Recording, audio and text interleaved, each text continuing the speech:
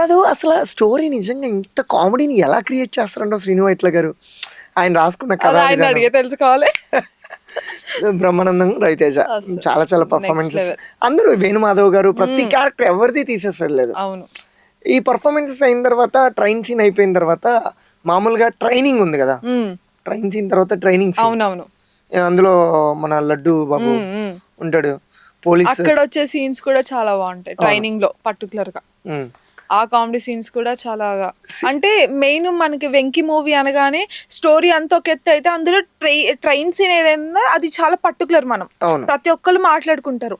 దానికి ఇంకొంచెం హెల్ప్ అయింది ఏమైనా సీన్స్ ఉన్నాయంటే ఆ ట్రైనింగ్ లో సీన్స్, ట్రైనింగ్ లో ఆ scenes. కామెడీ సీన్స్ అని ఎందుకంటే చెప్పాలి. సీరియస్ కాప్ అంటే ట్రైనింగ్ ఇచ్చే పర్సన్ సీరియస్ గానే ఉండాలి. అవును. వీళ్ళు నలుగురు కామెడీ చేస్తారు, అందులో లడ్డు బాబు కొంచెం ఎక్కువ.